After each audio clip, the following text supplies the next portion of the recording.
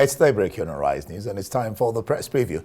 A first look at what's on the front pages of the papers. We'll start with our sister publication, This Day newspaper. And on its front page, it has an LCCI forum, Obi pledges to ensure total privatization of power transmission. That reminds you of Atiku Abubakar. Describes petrol subsidy as organized crime. Says his administration will borrow for investment, not consumption. All right, Kuka, Nigeria doesn't need Messiah in 2023. Has some riders, let me just take some of them. Says ideally, Muslim ticket shouldn't be an issue. Campaign language now intemperate, inconsequential. Lawan worries, about that. And then of course, let's see the topmast. It says Queen Elizabeth, royals, world leaders, mammoth crowd bid Queen Elizabeth farewell in funeral grandeur. Oshibajo to King Charles III.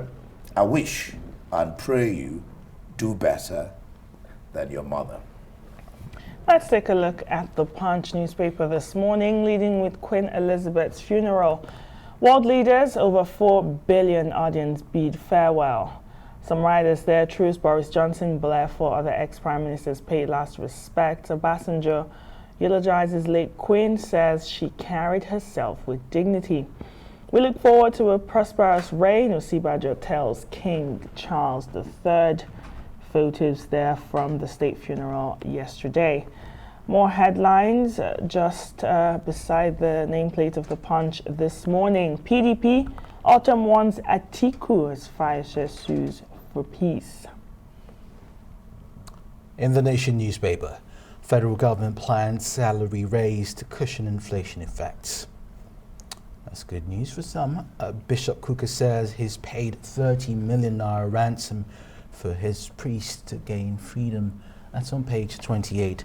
And Evans, the kidnapper, jailed for 21 years for abducting and collecting $420,000 US. Let's look at the Tribune newspaper. Reps raise alarm over plot to sink Nigeria through fuel subsidies. Say we are subsidizing neighboring countries. And just below that, placeholder running mate.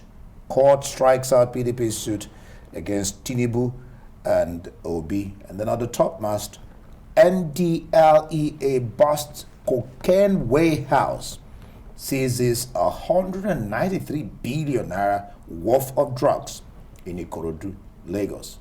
And then finally, the saga has come to an end. Evans to spend 21 years in jail for kidnapping. Let's take a look at The Guardian's leading headline this morning. Payment of fuel subsidy is organized crime. That's coming from the Labour Party presidential candidate Peter Obi. And 2 leading photos here. The first one, members of the National Association of Nigerian Students, NANS, blocked the highway leading to the international airport yesterday in Lagos. And just below that, the bearer party of the Queen's Company, 1st Battalion Grande Guards, carries the coffin of, that's okay, carries the coffin of Queen Elizabeth II yesterday. Fine, let's take a look at the international papers. This is The Independent, and there is the final farewell. A family and a nation lay the Queen to rest. The same thing with The Guardian. Maybe we'll move on to some other paper. Same thing with The Guardian. The final farewell. And the I newspaper as well. The end of Elizabethan age. For the press preview, let's bring in Emmanuel Bello, who joins us from our offsite studio. Emmanuel, good morning. Thanks for joining us. Let's just begin as we were on the international papers, also featuring on the national dailies. The I newspaper has this aerial view of the procession of the late Queen Elizabeth II's at her state funeral yesterday, and it says the end of the Elizabethan age. We've had so many tributes coming from different world leaders, and something that sticks out is everyone talking about how she led with dignity and how she put the crown forward before anything. Emmanuel Bello, what are your thoughts as this mourning period and state funeral of late Queen Elizabeth II came to an end? Well, good morning, Kechi. Guys, good morning. Well, it's we're all part of the history yesterday, watching history unfold right before our very eyes, and the story is making the round that over 4 billion, 4 billion of the audience. I think all of us are part and parcel of those numbers, and it's also a very tough time for. Of course, for coverage, especially around in the media. That's why I think the British papers are all running with the same headline, sometimes almost like a repetition of one headline to the other. You see farewell. I think the newspaper is slightly different by trying to situate the situation, situate the development around the history of the throne, saying that it's the end of the Elizabethan era. But every other paper had focused on the crowd, the funeral itself, and the farewell, and then the sheer history around the number of people. It was so. It's difficult to capture everything that happened yesterday in just one front page. But of course, there's just that attempt by papers to even the Financial Times breaking away from tradition of reporting serious stories about the business had focused on this. That tells you the imports and every other paper, even around the world networks, everyone was tuned in, and I think it's the biggest watched event probably of the modern era. That's just tell you the size and the magnitude. But I think what comes out so strongly for some people who I was talking with is actually the organization of it all. How organized, how this has panned out so well. You didn't have a situation where it looks as if it is rushed, but again, that's the truth. This has had a 50-year plan ahead. The London Bridge historic planning of this day, which talk about, it talks to the issue of serious planning and one that is on the world stage.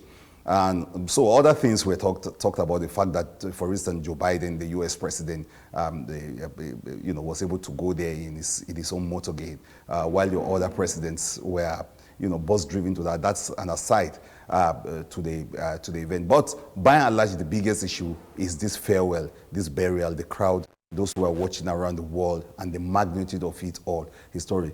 Probably it's a closure after a very long event. Maybe by today or tomorrow. We'll be reporting other things on the pages of our papers. But this, by and large, was the biggest event and captured the world the way it should do. Definitely, Manuel. Sorry, Kenneth. And like you said, tomorrow the international papers for sure will be reporting on Liz Truss, as we're having a transition in the monarchy with the Britain is having a transition of Prime Minister. Liz Truss became Prime Minister just a few days before the Queen died, and all eyes will be back on her, on how she will move the country forward amid all the economic crisis, energy crisis that's going on, Manuel. And then on the King, can over to you because the King Charles III takes over now. Yes. So of course he also enjoyed a lot of course, focus yesterday. It's called now to make is the king, and we saw a lot of he got a lot of angles too yesterday. His interaction with world leaders. So yesterday's event was not just the funeral; it was about diplomacy too, and about all eyes were fixed on the king, where his body language was being read thoroughly. People will watch him to see the kind of monarchy he's going to represent, and that's also part and parcel of the history? Is it going to be a struggle between the modernity and what's happening in ancient times? What are the changes? How is the monarchy going to change drastically under this new king? So that too is becoming an issue, and I think going forward, at least from now to the end of the year, that will also occupy the minds of analysts, of reporters, of those of us who like watching those kind of things, to see the kind of king and the kind of modern era. But we are right now in the era of the king himself, and to watch how whether it's going to be of any whether there's going to be any serious shift between his mom's legacy or her style and his. Here in Nigeria, our cameras were in the streets of Lagos. Angry students blocked the airport road, targeting the seaports. They caused some flight disruption, and a gridlock emerged. But analysts, a lot of people appear to have been to be critical of this protest. They're saying the students were at the wrong place, that they shouldn't have been at the airport road, but they should have taken their protest to the National Assembly or to where the president is seated at the Aso Villa. What are your thoughts, Emmanuel? Well, I think the focus should be on what they are talking about and what they are protesting about, not the venue or wherever they choose to make these protests. Wherever they are, we make a lot of sense. Of course, there's the collateral effect, the fact that innocent people, because the people who they should be angry with are not just those people flying. It's not everyone. There are people like them too who want to use the airport and all of that. But like I say, the message is more important than the venue where they are. And the message is that they are frustrated, and that the people who are supposed to take, the kind of decisions that will solve this problem have not been able to do it. And even now, even with this protest, that's very, very, paralyzed a whole lot of activities. I think the idea for most of the students and those participating in the protest is that, well, our oppressors are the ones that use this airport, and if we are here and we're able to stop all sorts of activities, somebody somewhere we hear us. But I don't know how effective that is. But they've made their case so clear. Like I said, the message is very important. And the imagery of it all, the frustration, it shouldn't have gotten to this point if diplomacy, if negotiations at work. We shouldn't have gotten to the point where we are now. But this is an expression of frustration with the system that is not working, that is not even considerate, that has refused to actually look into demands or be able to solve problems. So this, you can't blame the messenger so much as the issue of the message. So they are taking their protest to where they think they will get better attention, they will get some camera time too, and of course that their message will be heard loud and clear. So yes, they could take it to other places, to the National Assembly, Kenneth, like you suggested, or even to the villa itself. And who knows, probably there are those kind of protests up ahead. But the central issue here is that we shouldn't have gotten to this place. This has deepened the hardship yesterday. It has caused more, of course, the economic side of it. We're counting a cost. You will discover that, look, it must have led to a lot of losses. But that's where we are. And this is just, a sign of the frustration and the crisis of not being able to reach on what looks for some people think is a very simple thing to get around.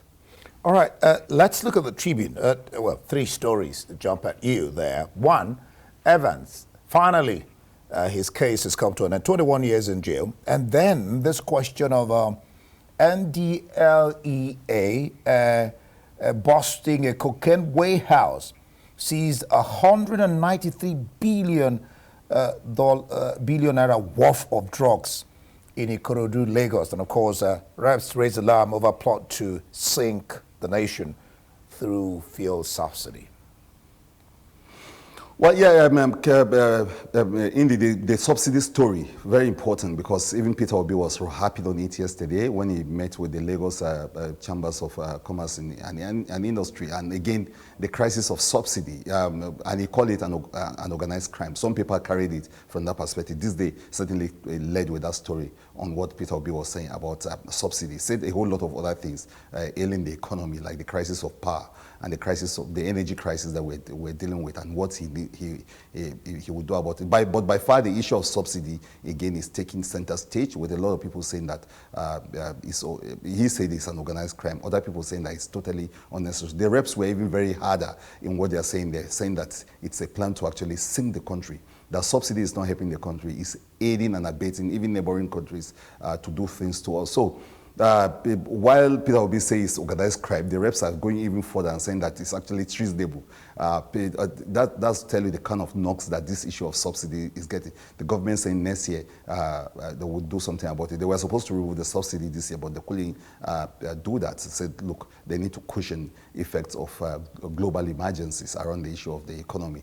That's a very interesting story. Evan's story too is important. It's in some papers, 21 years. Some people have argued whether it's enough, whether it's justice at last, but for families and people who have suffered from Evans' atrocities, maybe this is some form of closure to that. But then that's huge seizure of those cocaine is a very strange story, and one that is, in fact, in some papers they are saying that it's historic because it's the first time you are getting that amount of bursts of that amount of cocaine. And you can see the international conspiracy around the drug war. Gives you an insight into what NDLA is doing and what Buwa Marwa is dealing with in that sector. And that it's not just a simple thing, as simple as that, but busting this amount. And look at the money, the mind-boggling amount involved in just one catch, running into hundreds of billions, and with a lot of connection. Even a Jamaican is involved. It tells you that this crisis has been internationalized, and that it's not just as simple as many of us think about. But it's a good story. Gives you an insight into the serious work that NDLA is doing, and of course, an insight too into the kind of how deep and how serious the problem of drug and the cartel is. So it's an interesting story. I think we should stay on that story further to build on it. How did this happen? Who are the officials who were supposed to watch the borders? How did this even, how did it get here? And how were they, housed in a place that is practically, the neighborhoods, without anyone noticing a thing? And we're talking about billions worth of drugs. What has been the effect, if that has entered the system, what could have been the effect of those using them? Because there's a connection, some people will say, between these drugs and crime and the crime rates that we're having. So it's a huge story there. I think maybe we should stay on it going forward to look at what happens hereafter.